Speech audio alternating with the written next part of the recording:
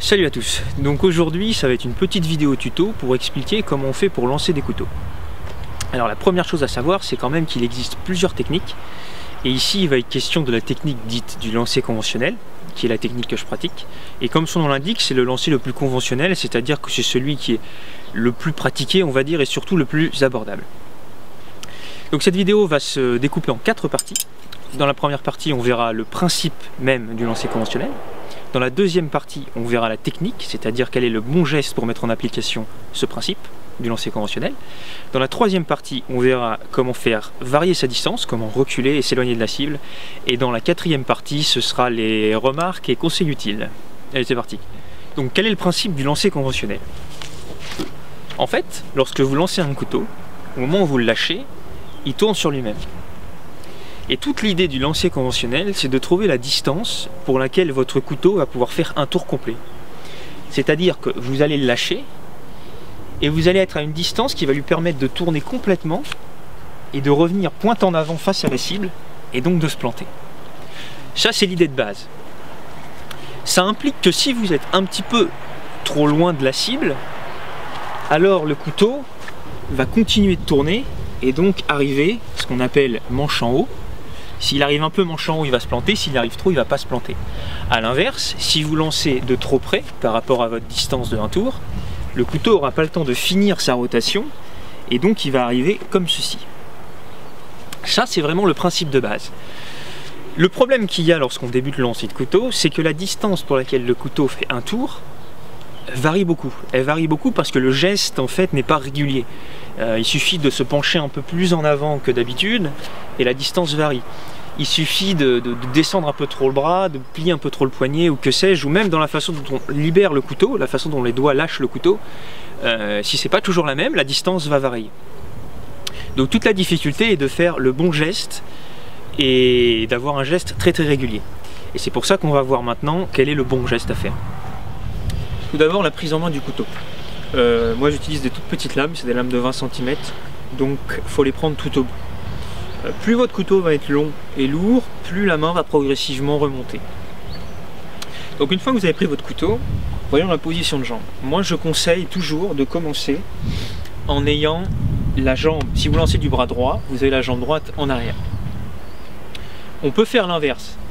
Mais dès qu'on va reculer, qu'on va avoir besoin de force, il est mieux d'avoir le bras qui lance, qui soit du côté de la jambe qui est en arrière. On aura plus de puissance. Donc commencez comme ça. Mettez, si vous êtes droitier, mettez votre jambe droite en arrière. Et ensuite, l'écartement, il ne doit pas être trop important. Parce qu'il est important lorsqu'on lance d'être très relâché. Donc je conseille d'être assez debout parce que si on écarte beaucoup les jambes, qu'on les fléchit, automatiquement on va forcer sur les jambes. Alors ça va être assez rapidement fatigant en plus. Et ça ne va pas franchement dans le sens du relâchement. Donc mettez-vous quasiment debout, relâchez, et ensuite vous levez votre bras, assez haut, pas trop haut, mais il y a un compromis à trouver. Et vous allez non pas faire un mouvement complètement circulaire, mais un mouvement qui quand même pousse vers l'avant, comme ceci. Vous voyez ? Alors il faut absolument que le mouvement soit extrêmement fluide. Le secret dans le lancer de couteau, c'est le relâchement et la fluidité. L'erreur principale, c'est toujours la même, c'est que les gens, déjà, veulent mettre trop de force parce qu'ils ne se rendent pas compte que le couteau, en fait, s'il arrive droit, il va planter très facilement. Donc ils veulent mettre beaucoup de force pour qu'il plante bien, mais ça ne sert à rien. Et surtout, les gens, notamment pour mettre plus de force, ils ont tendance à fouetter avec le poignet. Et alors ça, c'est terrible, ça modifie complètement la rotation du couteau, ça le rend très instable. Il ne faut pas fouetter avec le poignet. Le poignet va faire un mouvement, moi à la fin, il fait ce léger mouvement. Mais il ne faut pas y penser, il faut laisser votre poignet, il a un flex naturel, il faut laisser ce flex naturel agir et ne pas y penser. Et vous allez donc lancer, et au fil des heures de lancer, un geste naturel, fluide, relâché, va commencer à devenir régulier, il va émerger, il va être régulier. Et là, votre distance de lancer va commencer à se stabiliser et à apparaître. Il est important aussi, pour ne pas faire varier la distance trop, de ne pas, comme le font quand même beaucoup certains, énormément se pencher. On peut lancer des couteaux en se penchant énormément, on peut aussi lancer des couteaux en écartant les jambes énormément, mais ça rend les choses plus difficiles. Parce que si vous vous penchez beaucoup en avant, ça rajoute une variable, c'est-à-dire que si vous vous penchez pas assez, du coup ça va pas se planter, si vous vous penchez trop, ça va pas non plus se planter. Et en plus, une fois de plus, ça rajoute de la fatigue quand même, hein, de devoir se pencher, etc. Et sur la durée des entraînements, ça va pas non plus dans le bon sens en termes de relâchement. Donc maintenant, je vais reculer un petit peu la caméra, puis je vais vous montrer un petit peu ce que ça donne pour des lancers de 1 tour.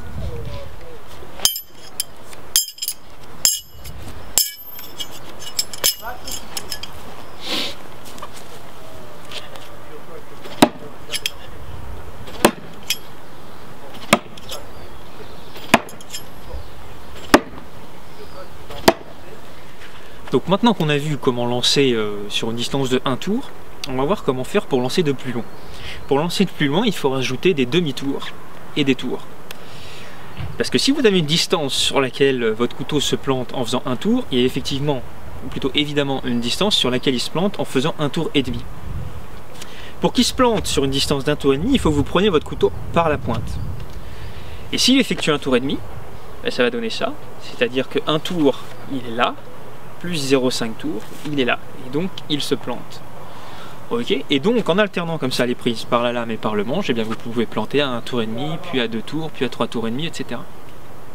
C'est comme ça qu'on se déplace.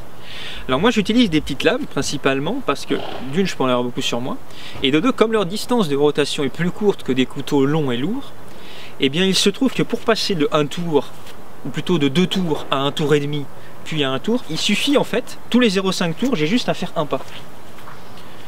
Un pas un peu grand, hein, un pas comme ça on va dire, un pas très légèrement chassé, mais j'ai juste à faire un pas. Donc avoir des petites lames en fait, ça me permet de pouvoir lancer des couteaux à chaque pas. Et c'est pour moi tout l'intérêt de la chose. Parce que c'est pas ces couteaux là qui sont utilisés en compétition, ce sont des couteaux beaucoup plus longs et lourds qui peuvent du coup, pour une rotation, 2 rotations, 3 rotations, sont lancés de beaucoup plus loin que les miens. Ceci étant dit, je vais vous faire une petite démonstration de ce que ça donne de lancer de 2 tours, 1 tour et demi, 1 tour, etc. Et pour ça, je vais reculer la caméra.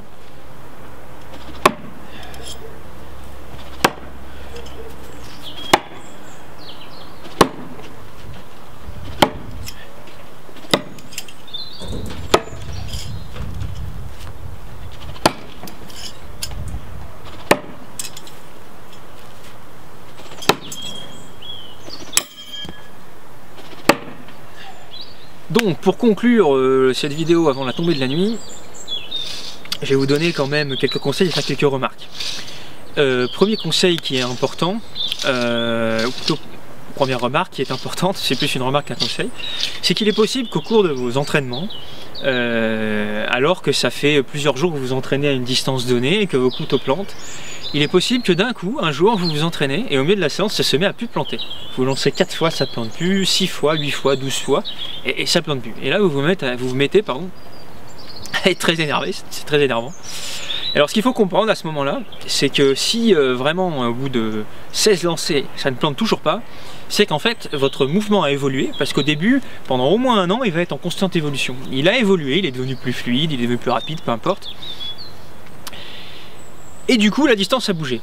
Donc, à ce moment-là, il ne faut pas paniquer. Si vous voyez qu'il y a beaucoup de lancers de suite où ça ne plante plus, vous regardez ce qui se passe, c'est-à-dire si votre couteau arrive comme ça, à savoir que là, ça veut dire que vous êtes trop loin, ou s'il arrive comme ça, que vous êtes trop près, et vous vous adaptez, vous trouvez la distance pour laquelle de nouveau il plante, et vous travaillez à cette distance. Et il est possible des fois qu'en 1 mois, ça change 2 fois. Et c'est pas grave, il faut s'adapter, c'est un peu frustrant au début, un peu perturbant, il faut s'adapter, et un jour, si vous vous entraînez régulièrement, ça peut prendre 1 an, 1 an et demi, un jour ça va être stable, la distance va s'arrêter, va être stable. Moi je ne le savais pas au début, parce que moi j'ai commencé le lancer de couteau à une époque où il y avait à peine YouTube, donc on perd beaucoup de temps avec ça quand on ne le sait pas, c'est très décourageant. Deuxième point important, c'est quand on cherche à lancer de plus en plus loin et qu'on recule. Dès qu'on recule un petit peu, même quand on passe de 1 tour à 1 tour et demi, souvent les gens au début ils se mettent à lancer plus fort, comme s'il y avait besoin de beaucoup plus de force. Il n'y a pas du tout besoin de beaucoup plus de force, il faut corriger un peu la trajectoire, il faut lancer un tout petit peu plus haut, parce que sinon effectivement si vous reculez et que vous ne lancez pas un tout petit peu plus haut, vous allez viser de plus en plus bas dans la cible.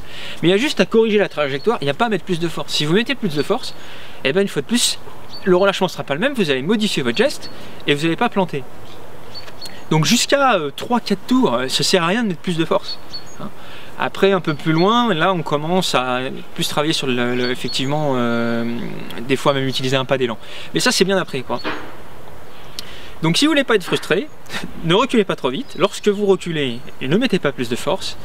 Et si vous voyez que votre couteau ne plante plus à une distance où avant il plantait, et qu'il plante plus vraiment du tout, quoi, et ben c'est que votre distance a bougé. Voilà. C'est vraiment les trois choses qui peuvent vous gêner au début. Ensuite, il faut quand même dire deux mots sur les cibles. Moi, je lance sur des planches par facilité, par paresse, mais normalement, il est mieux d'utiliser des rondins, des cibles rondes taillées dans des troncs de bois tendre, hein. Pas comme du pin, du sapin, du peuplier. Il faut éviter le chêne. Moi, je le fais, mais le problème, c'est qu'il faut vraiment un lancer où le couteau arrive tout droit parce que la cible est tellement dure que sinon ça plante pas. J'ai lancé dans du chêne qui a séché pendant 2 ans, donc si vous voulez, ça peut être intéressant, hein, dans le sens où ça vous oblige à faire des lancers parfaits. Mais voilà, lancer dans du bois tendre. Si vous êtes comme moi au début, vous pouvez commencer sur des planches, c'est pas grave, c'est vraiment, moi je le fais par facilité, ça va très bien au début. Voilà, normalement vous avez, je pense que j'ai un peu tout dit sur ce qui est important au début. Vous avez les clés pour bien commencer, bien progresser. Bon courage, il faut de la persévérance, hein, c'est comme le golf ou le skateboard, ou tous ces sports assez techniques, ou le tir à l'arc, il faut de la persévérance, mais c'est très satisfaisant de réussir à planter ses couteaux, de se déplacer et de planter ses couteaux en se déplaçant de n'importe quelle distance sans avoir à se poser de questions. J'espère que ça vous donne envie de pratiquer ce beau sport.